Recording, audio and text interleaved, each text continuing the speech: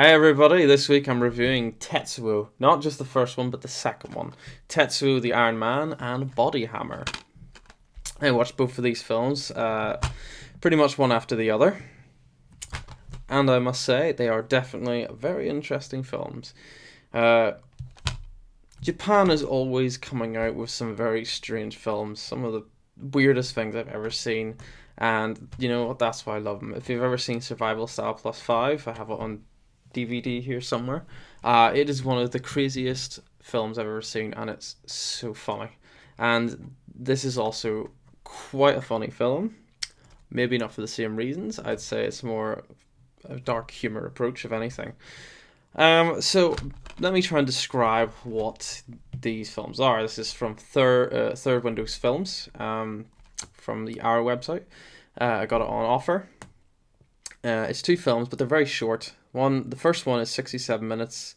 The second one is 83 minutes. That's why I was able to watch them, so quickly. Ooh.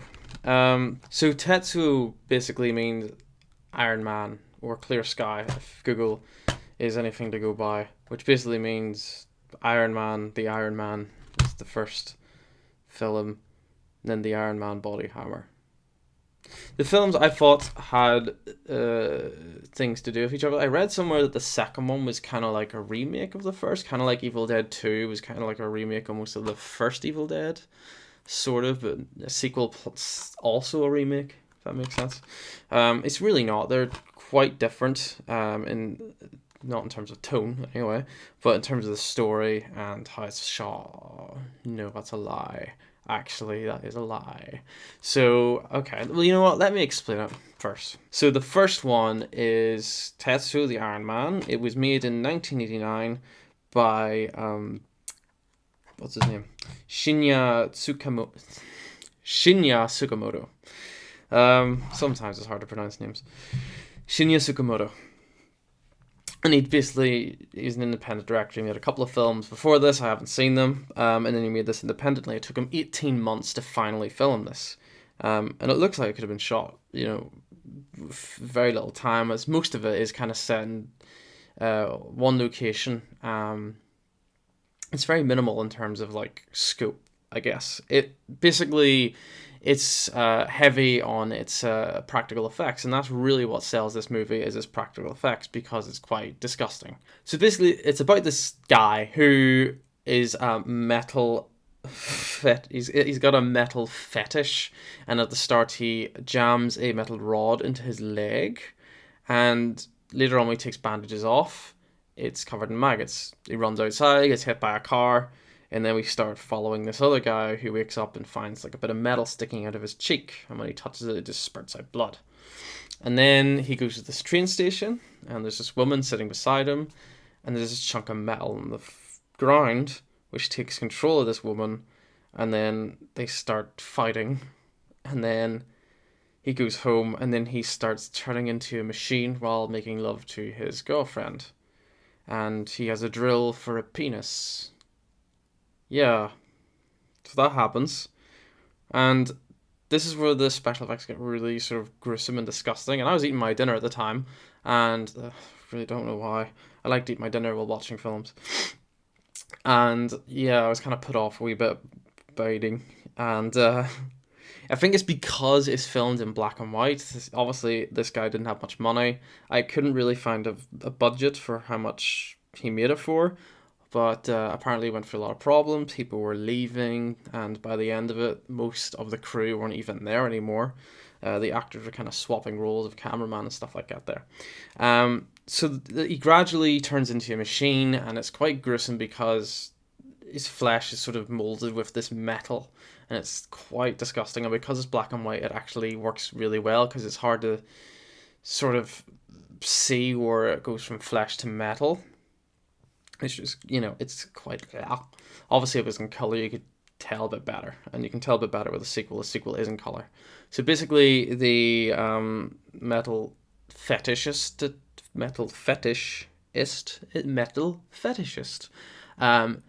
essentially tries to kill this new guy who turns into a man-machine, or Iron Man, I think. Yeah, the Iron Man. We'll call him Iron Man. Not that Iron Man. This Iron Man. and they basically have this fight. What's fascinating about this film is how he hides the low budget effects. So, one of my favorite parts is, and this is the part where you're just going, what the hell am I watching? So, he has rocket feet, and to accomplish this sort of fast traveling with rocket feet, these stop motion animation. So basically, they're just taking pictures of him moving slightly forward, and then they just play them all in a row, and it just looks like it's just so cheap looking, but it's funny. It really adds to sort of the comedy aspect of the film, and I think that's why I like it. It relishes in its budget, that it is cheap and it just goes for it. It doesn't care how it looks, and it really adds to the comedy value of the whole thing.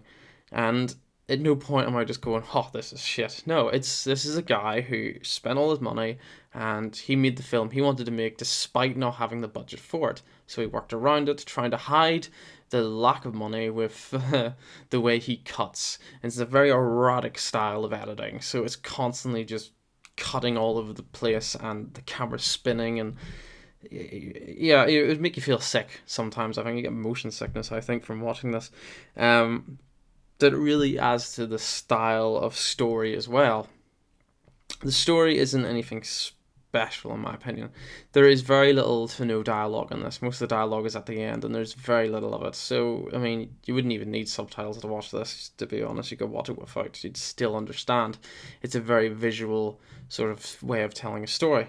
And it works really well. And I think because it's only like an hour long, you don't really get bored. The film just constantly goes in. There's really little build up or character development. It just kind of goes straight in with the madness and mayhem, and you're always entertained. Obviously, it's not a film for everyone. I can't imagine a lot of people liking it. Personally, I wasn't a huge fan of this. I like a really sort of deep story, and this just it didn't really supply that. It sort of had an anime feel to it, where it's just like fight scene, fight scene, fight scene. And to be fair, because it's short, that kind of works. It was fine. It was an enjoyable watch. It was fine. You know, it's not something I'd think I'd watch again, but I still enjoyed it for what it was, and I found it quite inspiring because obviously, it took him 18 months to film this, and that's a long time. That's a really long time. And with very little crew and very little money, and things just not going his way, he still pushed through and got it made, and now he's making movies for a living. So you know what? There's a lot of respect for someone like that. So I'm going to give this film a 7 out of 10. That's the first one. 7 out of 10. I think that's fair. I don't really want to give it anything higher because I feel like it could have, if it was stretched out a bit, maybe it could have been more story to it, more development. Maybe that's not what he was going for. That's fair enough. But I can't really give it a higher mark because of these things. It's kind of hard to keep track of what's going on sometimes just because of how fast it cuts from one thing to the next. And sometimes you're just sitting going, what the hell am I watching? That doesn't mean it's a bad film. It's not a bad film. Definitely not. For its budget, it's extremely impressive what he managed to do with what he had. I don't think I could pull it off. Especially the special effects. I mean, they're pretty damn good practical effects, I must say. So I'm going to move on to Tetsuo 2, Body Hammer. So, again, I'll say this again. I went in with the knowledge that this was kind of like a remake, almost sequel remake. Obviously, it's 2. It says 2 at the title. So I thought it was like Evil Dead 2. But it's really not. It's quite different. Different characters, things like that there, different story. But I think it's definitely, it's quite funny. Because this film, again, just goes straight into the action. It doesn't wait around, even though it's longer. It just goes straight into it. There's very little character development. We meet our main cast, this man and woman. He's a salary man who has it all, apparently. It says in the back of the DVD, a loving wife and adorable son. Although it's really hard to tell. We don't get that much time. So they go shopping. And this is maybe in the first 10 minutes, I think. And these two big guys just kidnap his son. And they chase after them. The mother and father chase after them. And then they toy with him. And then they let the son go. And we're like, okay, what was the point in that? And then they do it again 5 minutes later. They break into his house, kidnap his son again. Should say, sorry, that they did shoot him with some sort of gun. Obviously, if you've watched the first one, you assume, okay, they're trying to turn him into Iron Man. And so the second time around, he actually unleashes his powers and shoots, and spoiler alert, this is the weirdest, funniest part, and it's quite horrible. He basically holds the sun in front of him, and he blows his son up, and he's just holding his two hands laughing, and it's just a oh shit sort of moment, because it's like, whoa, this is escalated. He's just blown up his own son. He's just grown a gun in his arm, and this guy's just laughing and runs off. And his wife sees the whole thing, and of course she's traumatized by the whole thing. She's like, "Why'd you kill our son?" I don't know. She doesn't speak like that. And so this doctor, or scientist doctor, I'm a doctor, not a scientist. This scientist is trying to create the Iron Man, this guy, and he's working with this other man with Iron Man abilities, and they all work in they're in this sort of what do you call it, where they're melting metal, that sort of place, and they're all lifting weights and stuff. So I can't really. It's hard to talk about the story without actually explaining what kind of happens later on. I'll try not to spoil too much. So they kidnap the salaryman. They tie him up to this sort of machine, and a gun sprouts from his chest, and then he escapes, and they try and track him down. And then there's another twist. There is a couple of twists in it. I won't ruin those. But basically, he's just gone on a freaking rampage, just absorbing metal and killing anyone that comes after him. And his wife's freaking out. She is traumatized again, because not only has her son exploded, her husband is now sort of this weird machine man who's crawling up walls and has a gun coming out of his chest, and he's got a gun for an arm. Yeah. So they kidnap her, so he'll come to them, and they basically turn all these people, all these weightlifters, and it turns them all into machines with this weird gun. You just shoot somebody and they can absorb metal. It's really bizarre. It's made by the same guy, Shinya Tsukamoto. I keep looking here, I've got it written down because it's hard name to remember. So that's basically the premise for the second one. Salaryman gains these powers from these two weirdos who keep stealing his son, and then this cult group, whatever you want to call it, try and kidnap him, but they can't because he's far too powerful for them to handle. And yes, there's a couple of twists at the end, which I actually didn't see coming, which I was quite surprised. It actually does have some good story elements that come up later on. It is funny. It's definitely funny, because some of the costumes they wear are just ridiculous. They look hilarious. The special effects, again, aren't bad, but because they're in colour, you can start seeing more details, and it's obvious, what the effects are. You can see you can see how bad they are, essentially. They're not horrible, but I mean, I still prefer practical effects over CGI. There's just something about it. It's just got a charm to it, and to be honest, I would have it no other way. But again, there's some stop motion bits in it again that are just really, really funny. And honestly, I think probably enjoyed this one a bit more, just because the fight scenes at the end are definitely much more entertaining than the first. The first, unfortunately, due to a lack of a budget, were a lot of stop motion, quick cutting, so it was kind of hard to tell what was going on sometimes. But the second one had a bigger budget. I can't really find out much information about it. It's quite annoying. I can find more information about the first one than the second. I just can't seem to find out much information about the production that went on. And the Blu-ray, unfortunately, just doesn't have any special features, which is kind of annoying, because I'd be really interested. Obviously, for the first one, I understand there's no special features for that. Even an interview would have been cool. But there's none for the second either, which is quite annoying, because I'm intrigued as how they were made. The director himself seems fascinating.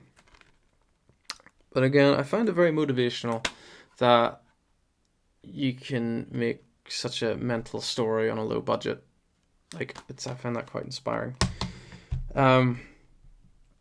So although I kind of enjoyed the second one more, I think it had a better entertainment value. I think more people would enjoy it. There's more dialogue in it. There's more of a story to it. Problem is, I feel like it's just not as good as the first one in terms of structure. Again, because it's longer, but things just aren't developed as much until near the end of the film. In which case, do you really care at that point? If you spent this long with the characters and then you only really find out more about them, at the end of the film. With a bigger budget, you would think there'd be bigger things in it, but it really doesn't feel as much bigger than the first. Again, I don't know what the budget is for the second one. I couldn't find that out.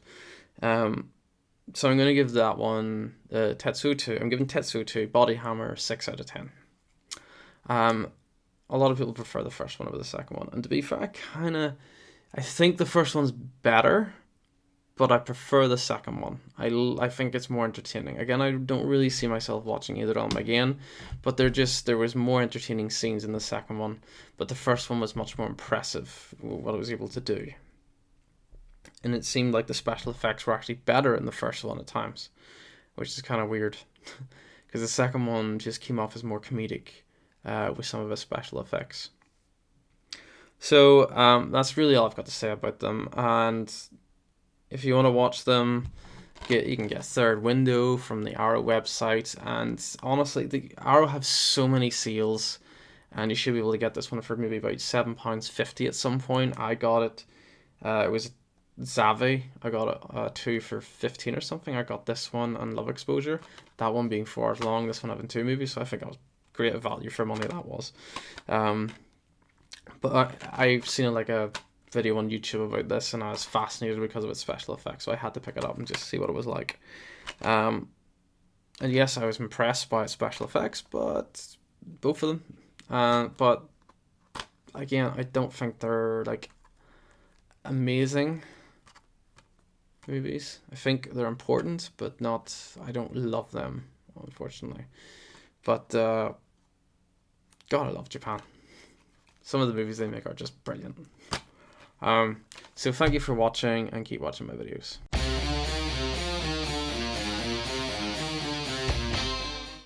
Hi everybody. No, that's gonna be an outtake, guys. This is the worst part, is like just saying hello. Who am I saying hello to? Probably no one. No one's watching this. Right. Hi everybody. This week I'm fuck off. No. Right. Everybody. Hi, that single person watching this. This is gonna be at the end. Definitely. Right. Hello.